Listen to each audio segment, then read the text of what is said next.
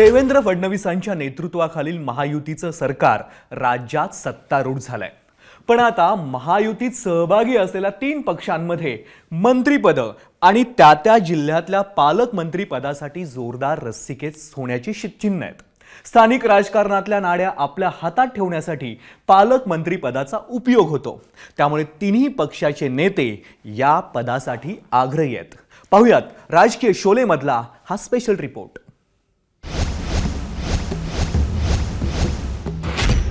महायुती सरकारमध्ये मंत्रिपदा इतकीच रस्सीखेच सुरू आहे पालकमंत्रीपदासाठी। प्रत्येक जिल्ह्यासाठी विकास निधी येत असतो, त्याच्या वाटपाचे अधिकार हे पालकमंत्र्यांच्या हातात असतात। एका अर्थाने पालकमंत्र्यांकडे त्या जिल्ह्याच्या तिजोरीच्या चाव्यात सोपवल्या जातात। त्यामुळे पालकमंत्रीपदासाठी महायुतीतील नेत्यांचे प्रयत्न सुरू झालेत। पुण्याच्या पालकमंत्रीपदावरून आधीच्या सरकारमध्ये चंद्रकांतदादा पाटील आणि अजित पवार यांच्यामध्ये संघर्ष पाहायला मिळाला होता। चंद्रकांत पाटलांकडील पालकमंत्रीपद अजित पवारांकडे गेल्यानंतर अजित पवार निधी वाटपात डावलत असल्याचा आरोप भाजपच्या नेत्यांनी केला होता। आता पुन्हा एकदा पालकमंत्रीपदावर दोन्ही बाजूंकडून दावा करण्यात येतोय। अजितदादांची जेवढी पकड प्रशासनावरती इथल्या सगळ्या कामकाजाच्या बाबतीत आहे तेवढी अन्य कुठल्या नेत्याची नाही। चंद्रकांत दादांचं एक वेगळं महत्त्व आहे। त्यांचे काम निश्चित पद्धतीनं चांगलंच आहे। प्रशासनावरती त्यांची पण त्यांना जे काही प्रदेशाध्यक्षापासूनचे जे त्यांनी रोल केलेले आहेत ते लक्षात ठेवण्याजोगे आहेत। माझे श्रेष्ठी जे सांगतील ते मी कार्यकर्ताच काय तो नेता सुद्धा अधिकाधिक चांगलं आपल्याला मिळावं अशी इच्छा व्यक्त करत असतो। परंतु सगळ्याच इच्छा आपल्या पूर्ण होत नसतात। त्यावेळेला अनेक सहयोगी पक्ष बरोबर घेऊन जायचं असतं।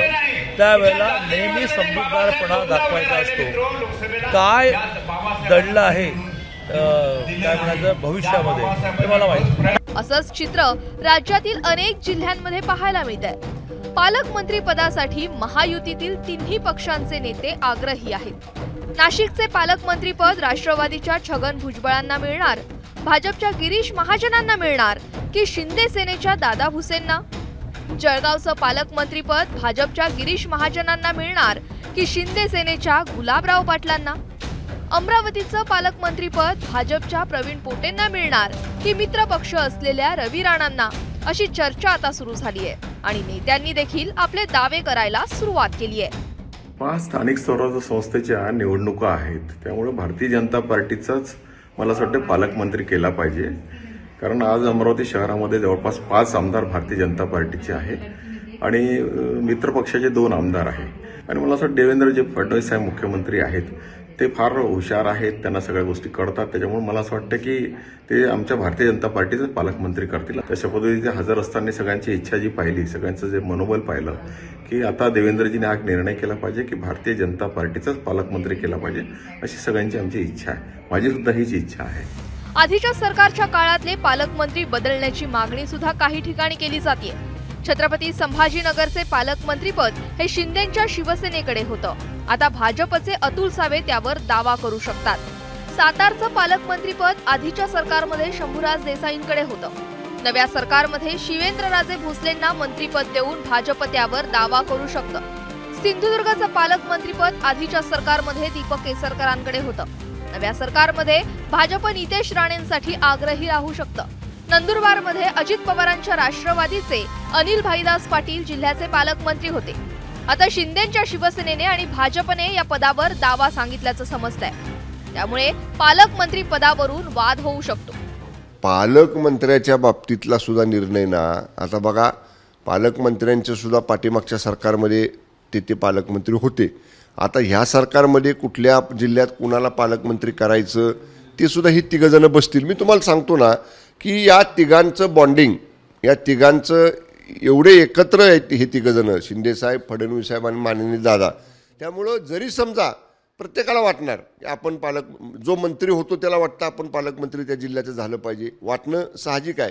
पण शेवटी आता शिवसेनेचे मंत्री ज्यांना कोणाला साहेब करतील ते ठरवणार, शिंदे साहेब सांगतील तो निर्णय मान्य, भाजपचे जे मंत्री करतील ते सांगतील, फडणवीस साहेब सांगतील तो निर्णय मान्य, आणि दादांचे मंत्री सांगतील, दादा सांगतील ते मान्य. यवतमाळ, भंडारा, गोंदिया, धुळे, अहिल्यानगर अशा इतर जिल्ह्यातही असाच वाद रंगलाय.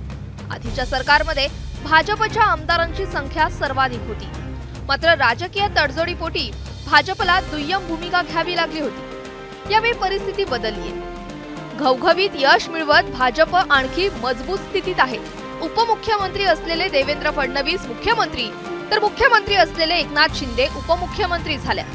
दादांच्या राष्ट्रवादीची संख्या सुद्धा वाढली आहे. सगळी राजकीय समीकरणं बदलली आहेत. पालकमंत्री पदाबाबत भाजपची भूमिका आक्रमक राहील अशी चर्चा आहे. त्यामुळे महायुतीतील शिवसेना आणि राष्ट्रवादी या दोन्ही पक्षांची कसोटी लागणार आहे. पुण्यातून मंदार गोंजारीसह ब्युरो रिपोर्ट, एबीपी माझा. महानिकाला दिवशी सर्वाधिक पाहिलेलं चॅनल